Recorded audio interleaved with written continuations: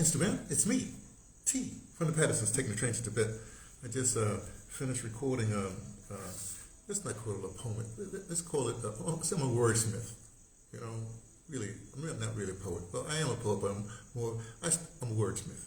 And I wrote something this morning because of some news that came about Captain Ibrahim Traore up there with Burkina Faso.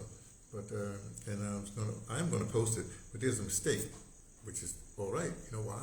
Because here's the way I operate. I go to what we call the Persian rug model. You know, when they're doing the Persian rug, you know, they're doing the Persian rug. They always they have a mistake in it, and that mistake proves that they're not God. You see what I mean?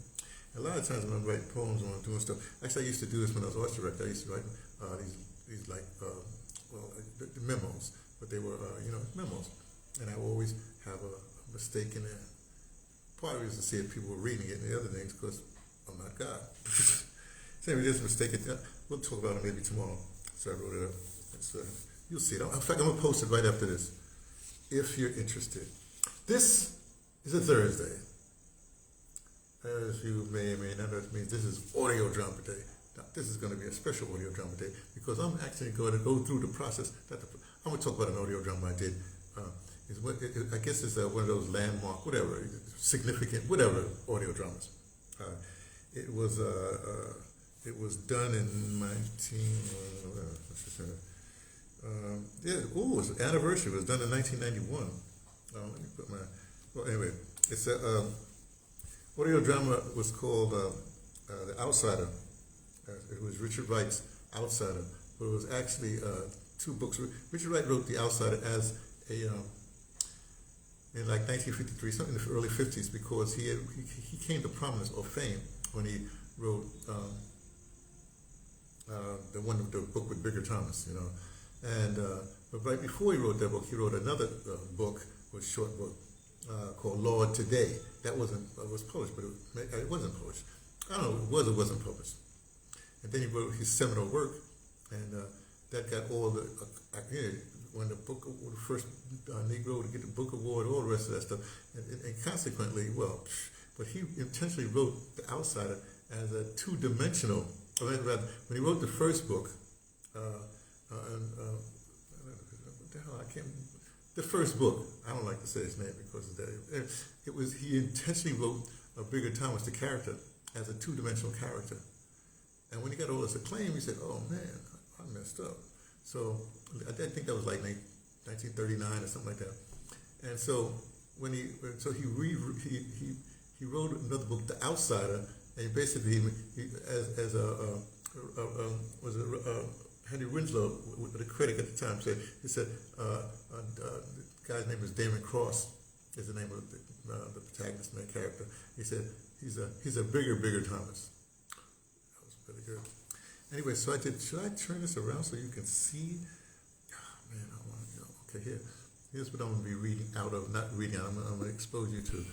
Let's see if I can put it like that. Oh, okay, so you can see it, right? It was presented on WBAI, called The Outsider. It was done Monday, January 28th. It was scheduled from 8:30 to 3:30, but it lasted actually all the way to 6 o'clock. All right, we'll talk about that. And it's presented at WBAI Radio, right? And you can see all this. It's presented in two parts. This part one was called Dread, and it was performed live at the New York Post Cafe down there in Alphabet City, between Alphabet City. Don't worry about it, New York. Lower East Side. And as you can see, it says, "Can a man truly disappear within himself, yet affect the lives and histories of his friends, his family, his race?" So that's part one. Now, part one had a heavy dose of that first book, Lord Today. And I should say, it takes place in the 50s. That's going to be significant as I explain this to you.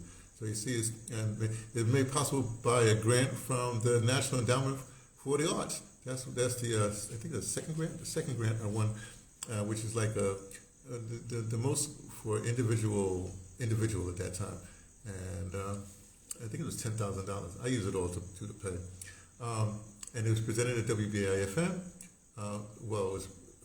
It started live at BAI, and then we you'll see right now.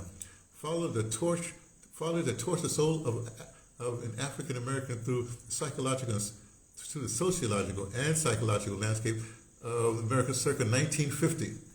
Okay? Well, intentionally dead. Well, it's supposed to be the 50s, but it's like my birthday was 1950. It don't matter. Little insides, what do you call those? Easter eggs before Easter eggs. And this is part two was performed live at the studios of WBAI, which was at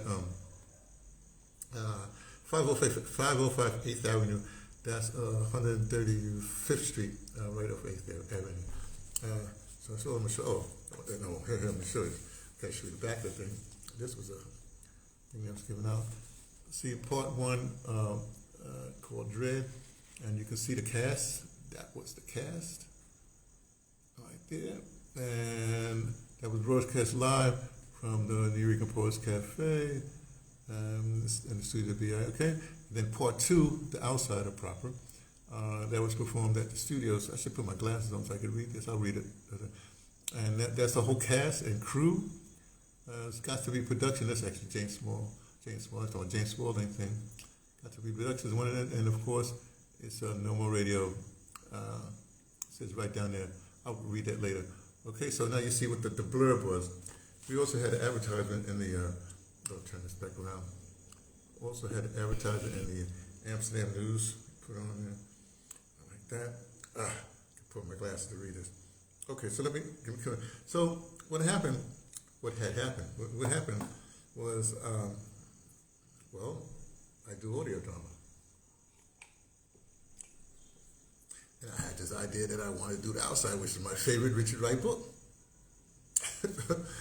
And so you say, well, wait a second, back up, man. You did a live audio drama, no commercial breaks. It's supposed to start at 8:30, that's right after the news. And it's supposed to go to 3:30 in the morning, huh? And it actually went to 6 or something like a little bit before 6. What gave you that notion? What the heck is going on? How could you what do you mean no commercial break? Well, it's community radio. And this is before I was arts director. Because what I do, I used to do it to this day. What I do is the power in community radio, well, at least in BAI, maybe Pacifica, lies with the producers. It's not with the station manager or the program director. Yeah, they try to flex their muscles and bully, but it's with the producers. So I just asked the producers of those time periods, hey, I want to do audio drama. But I didn't have done other audio dramas, and people sort of do. Oh, okay, man, just leave Anthony alone.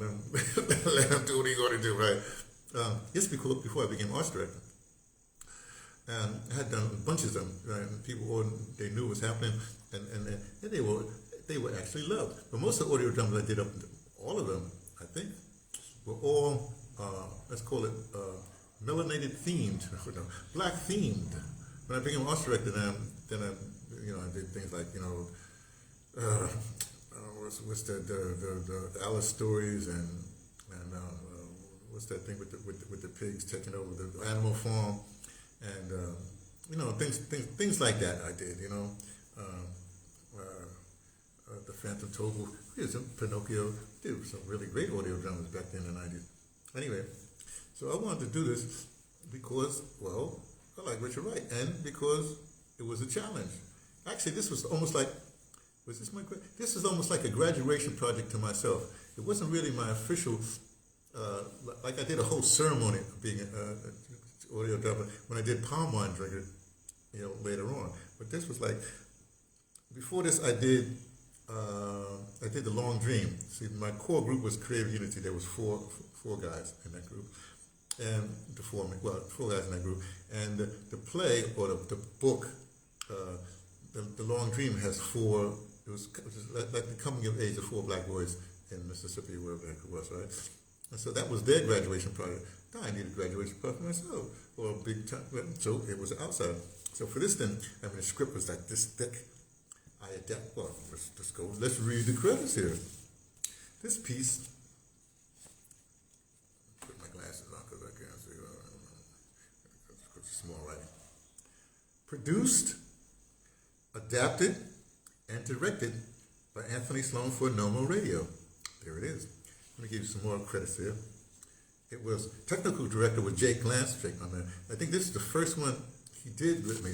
First big audio drama he did with me. Oh, let me tell you a story about that. That was because James Spaulding, who actually, because we went to school together, he graduated Livingston College the same year I did, but there was a great jazz department at Livingston College. Larry really was the guy in charge, and we had some great. I mean, all the big time jazz people came through that, and we was there. I mean, all of them, right? You name it, they were there at that time. Okay, and my roommate at the time, this guy named Vince Williams, he was like a soap opera star, like The Guiding Light or something like that. But he played saxophone too. He's from New Orleans. He passed a long time ago. So I had this idea. As part of this thing, there's this big section where Cross Damon, the main character, and this guy, Mr. Bloom or whatever it is, they're having this argument about communism. It really is a treatise of why Richard Wright left the Communist Party. Anyway, so they was having this argument, right? Well, there's a large section of the book where they're going back and forth. So I said, well, I had James his saxophone, had Vince his saxophone, and I wanted to do it in the hallway of the station because it happened later in the hallway of the station. These two sax battling while on the air, they're battling in the background while these guys are doing this. So we was out there in the hallway outside Studio B, Studio A, outside Studio A. I was breaking it down to them, and it just so happened that they were there, and so Jake, who just came on as technical director for this particular production, was there, listening to all this as I'm explaining what's going on, and then Jake, who has this deadpan humor, unbelievable. I love me some Jake, and he says, he says to me, "What gave you that bright idea?" Classic Jake. Anyway, let me go back. I'm getting on mistake here. I'm going from the bottom up because that's where we are. We can go from the bottom up. So Jake was a technical director. Studio engineers, John Randolph, who I had trained him in radio because he had just, I think he started. Yeah, he had started. I was the first executive producer of J. Smooth's Underground Railroad at WBAI. And that made me, I'm like a footnote in our history, in hip-hop history, because that was the first, even before the college station, this was a big-time station in New York. And so he got on the air because I put him on the air, because this is before I became arts director.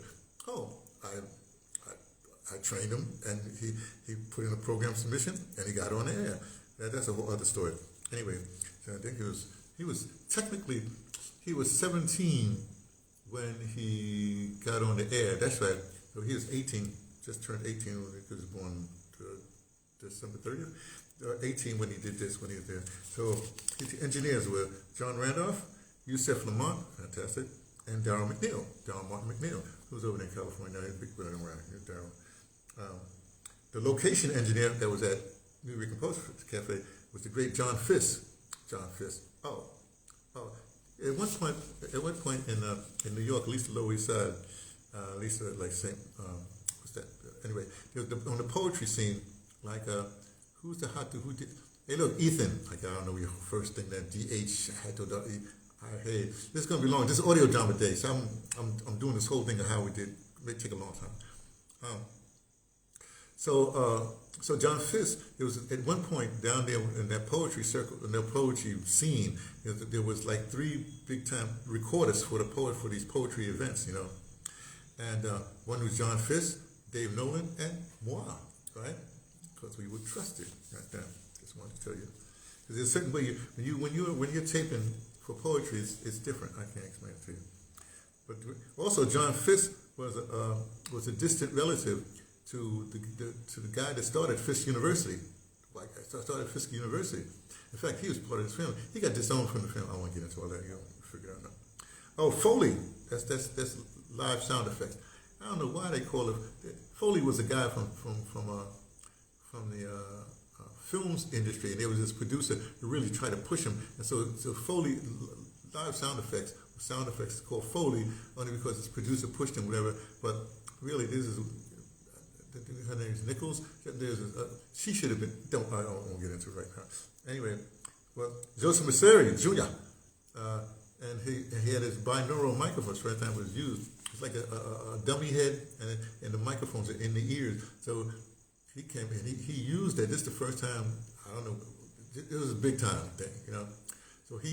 So Joseph Masseri, he is the one that was a technical person for Fritz. He owned Fritz. We call it Fritz. Okay. Let's see what else on here. Recordists. Oh, Ed Haber, and Steve Marshall. I think Ed was down. He worked for. Then he left. He worked for WNYC, the public station in New York for a long time. Oh, he left BAI. And Steve Marshall, who was he became the. When I started the boys and the girls of the New Boogie Groove, that was the Prince thing. He came on board, and then I sort of put him in place. See, I have this habit of abandonment. I put people in place, and I leave and say, "You got it. Go ahead." And so, for Steve Moses, he's very well known in the Prince circles because when we do those Prince specials, he's very well known. Okay, here it is. Herbology, Elixirs, and Performance Tonics by Shiree Fitzpatrick. Now, to keep things going, to keep everybody up or whatever have you, well, Shiree was there and doing elixirs and tonics, like, this is a probiotic, something out of here. Okay. Special Assistant Andrew Wanslak and Miguel Algren. Miguel Algren ran the New Rican Post Cafe. Peace and blessing on his eternal soul. Big time poet, New York, you should know him. Andrew Wanslak. What did he was the thing at WBAI. He was the technical guy at BAI. And also a friend to Jake. Graphics, the one that did all these fantastic graphics for this, graphics for the thing, was by Rodney Black, the great Rodney Black, and Yusef Lamont. Okay. Publicity, Darryl McNeil, and photography is Michael Mayburn. Okay. Now I should tell you right now, they're all together here. Darryl, Michael, Rodney, and Yusef were all Creative Unity Collective. Brought in Creative Unity Collective. They were the program for years, really great program to give you orientation.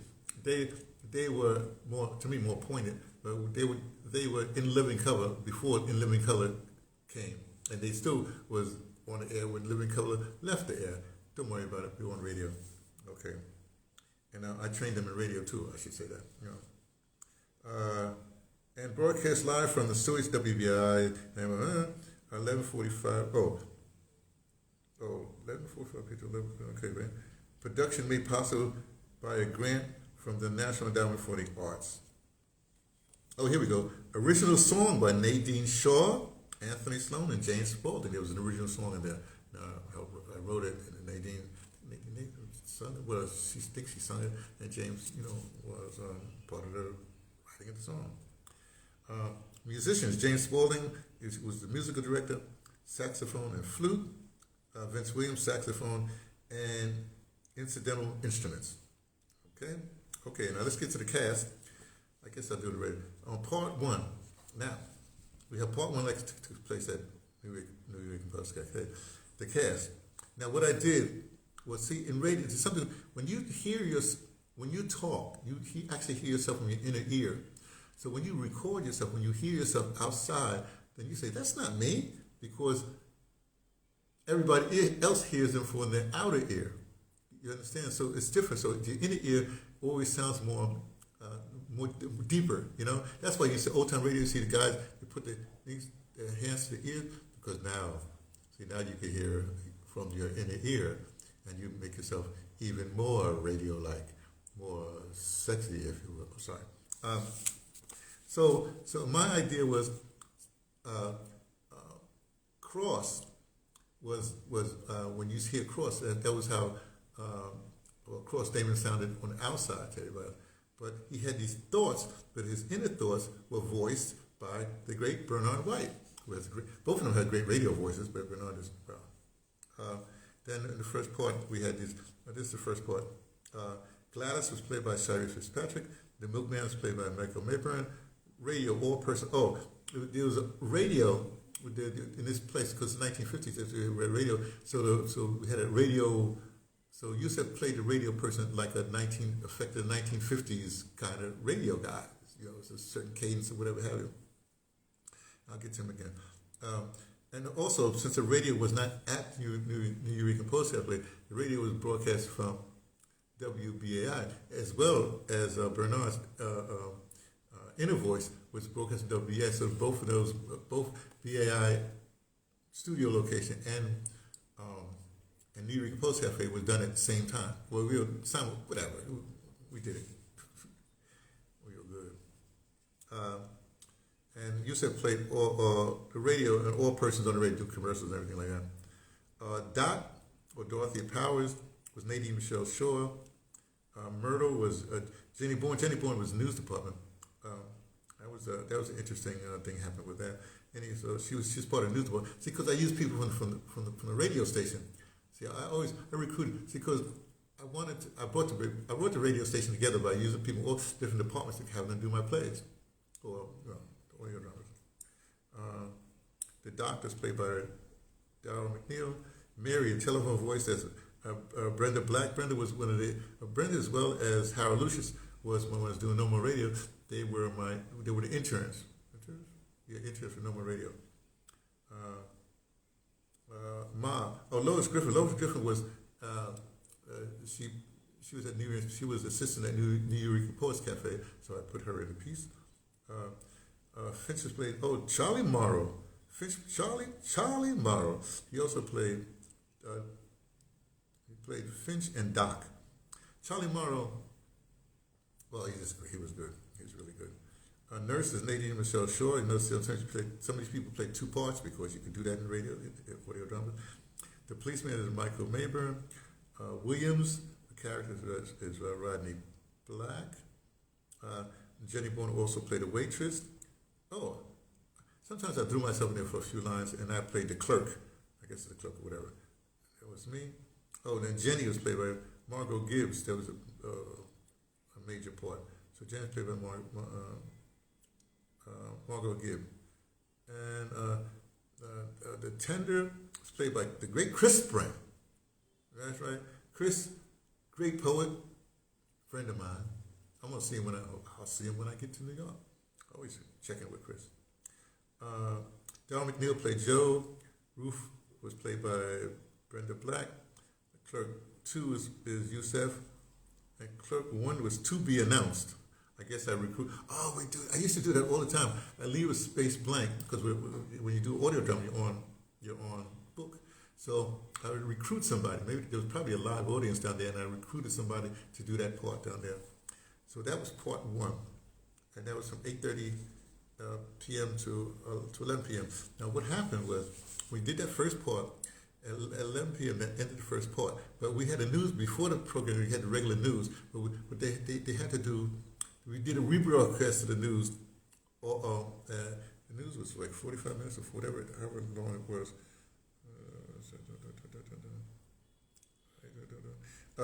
Anyway, so the news, whenever the news came on, it played. So while it was playing, when the news was, the news played earlier, right? Like 6 o'clock, 7 o'clock, whenever it was, right?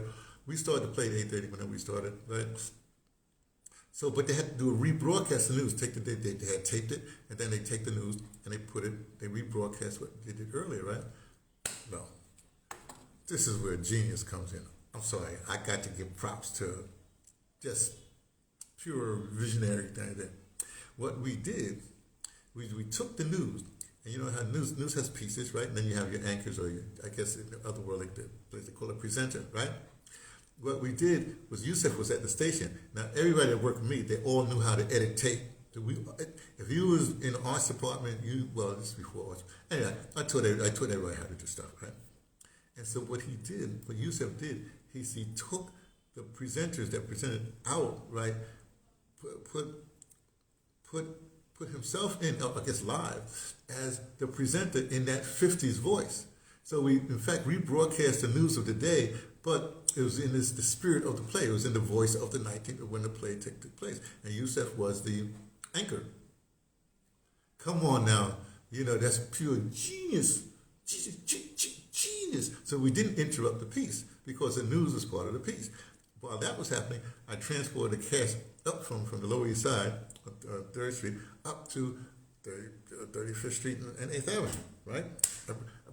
We came up to the studio. So now this second part of the play took place at the studio, but there's no commercial break. So when the news ended, we continued with the play. Oh, come on now. You know you like that. Have you ever heard something like that done before? Of course not. So, brother, how come I never heard? How come you didn't win some kind of award? Or why can't you do, Guinness Book of World Records, something like that? Because I don't go for awards. I try to I don't forget that part. Okay, part 2. This is called the outsider part. The first was Lord Today or Dread, and the second part was called The Outsider. Okay, now, so we continue on after the news broadcast. So I guess about 12 o'clock, 11:30, whatever. Probably 11:30 we started. Put my glasses back on. This audio dump, I can tell you what a big audio dump to have. Again, the inner voice was Bernard Wright. The outer voice, was Harold Lucius. Bob Hunter was played by Yusef Lamont. Father Shelton was played by Charlie Morrow. Arma was played by Betsy Lemke. Voices 1, 2, and 3 was to be announced. Now, Betsy, I got to tell you this part. Now, Richard Wright there's no cursing in the book. There's only one, if you want to consider the curse word, and that's the word nigger. Okay. Now, Betsy Lemke, she was like a New York Jewish person, right? Very liberal, always to have it. And I wanted her to play this part on the train, and she called a person a nigger. And she couldn't do it. She said, I can't do that. I can't do this. No, I said, Betsy, you have to understand. There's nobody more perfect than a person that won't say it. Because the way, I'm telling you, just do this thing, right? Just say, I kept on cajoling her. I think most people just wanted to be my audio drama. So she played this part. And she had to say the word nigga, and she wouldn't. She's not equipped in her psychology, in her background, and the whole New York Jewish thing. And then Chris Brandt played Eli Houston. Jerry was played by Jenny Bourne. No, I'm sorry. What's that? Oh, Darren McNeil played Jerry. Let me go. Let's make it small. I got to do it like this. Okay. Let's keep on going. Mrs. Crawford played by Jenny Bourne. Clerk 1, Michael Mayburn. Clerk Jack, played by Darryl McNeil. I played Clerk 2. Sarah Hunter, Ingrid Edmondson, Gil Blunt, Charlie Morrow. Okay, that's the one with Charlie. Charlie is a great actor, great voice actor too. Eva Blunt was played by Margot Gibb. Jack Hunter, Jim McMillan. Jim McMillan. Now Star Trek. The pilot for Star Trek. Captain Kirk, whatever. He was in. He was in the original Star Trek on TV. Yusef Lamont was the expatriate. Marla is played by Betsy Lemke. That's another part she played, but that was all right. She didn't have to put herself out there. Jim McMillan also played Langley Herndon. What's that? Mentee, John Randolph. Okay, John had a part. Smooth. That's Jay Smooth. You don't know him? Okay, you should know him. He does commentary. He's on the YouTube and the Instagram. Check him out sometime. Lieutenant Farrell was played by Michael Mayburn. Yusef Lamont played a cop. Dr. Stockton was played by Darryl McNeil. Charlie Moore also played Clerk 3. Nadine Michelle Shaw played a maid who hums, or a humming maid, I guess she works. Nancy is played by Hummingbird. Yeah, Nadine Michelle Shaw played that. Nancy was played by Margot Gibb. Cop 2, Darryl McNeil. Cop 3, John Randolph again. Captain Ross, that was Vince Williams, who's also a musician in the thing. Mr. Blimmen, that's Charlie Morrow. Mr. Blimmen, that's the fight they had. Hornsby, Yusef Lamont. Finch, Charlie Morrow. Gladys, on audio tape. Oh, that's interesting. That was Shivy Fitzpatrick. YW Cop. This was hilarious. It was hilarious because, so Jake, who's a technical engineer, I made him the young white cop, YW Cop. So that was a big joke in there. So that's it. So that's an audio drama. One of my audio dramas, I guess, is sort of famous in or in my circle, something like that. It's not. It was great. It was. Oh, I should say this. And the guy, Pennington, this guy Pennington, he gave up his airtime because he wasn't one of the people because supposed to end at 3:30. But we kept on going into his airtime. But we say, hey, look, man, we can stop. He said, no, you keep on going, because it was powerful. I mean, it was really, really powerful. I'm gonna say one thing before I finish with what happened at Pennington. What happened when we went on. Now people say, well, why did you do this? I mean, who would listen for 8.5 hours or whatever it was? And I said, well, first because, right? But there was a woman who, a lot of people listen to BAI. They listen to BAI. They have BAI on, even when it goes off the air, they have the static is there, right? So there was this sister. A few months later, she said, I gave you the pleasure. She came to me and said, Anthony, I'm mad at you. I said, what did I do? You know, she said, you know what happened when you did that audio drama, whatever y'all call it. But he played with it. He said, I had this guy over, right? And for months I was trying to get him over, cooking. I was cooking in the kitchen and cooking. And all of a sudden we was talking, and all of a sudden he was quiet. Now, this guy, he didn't listen to BAI. But she comes and said, well, honey, blah, blah. He goes, shh, listen to it. So he listened. Sorry, I ruined the word. All I'm trying to say is in anything like right now, Ethan, I'm gonna call you Ethan. Ethan's been listening to this whole thing right now. I guess he's been listening around waving him again, So some people get engaged. Let's put it that way. Okay, now let me get back to what happened. So when we ended, now me and the play ended. A lot of people are going. They did their parts. They were going. Everything was breaking down, and so it's breaking everything down. And so I know it. Pennington, he wanted to interview me and Bernard. So he interviewed me and Bernard, and then it was all over. They went, and he was interviewing us on air about the piece and whatever, because to fill the rest of his airtime, because then it was like 6 o'clock. I guess it's 6 o'clock in the morning, because then the regular program, the morning program starts in whatever it is, right? So after we get done, I said, okay, yeah, man, see you later. And so I was going home where I was living at the time. Anyway, and Bernard was going to Queens, wherever he was, right? And so we go out separately. And then what happened, down there in 34th Street, that's where Penn Station is. I won't get to all that. My picture. And it's like I couldn't get on the subway. I was just wandering around because I was buzzing. It was unbelievable. I couldn't believe the energy, because remember, I'm engineering. I'm directing and engineering the whole time. From before 8:30, all the way to 6 o'clock in the morning, we're up, just buzzing. And I was wired, and I couldn't, wandering around Penn Station. And lo and behold, there's Bernard, also wandering around Penn Station. What I'm trying to say, the arts is like this.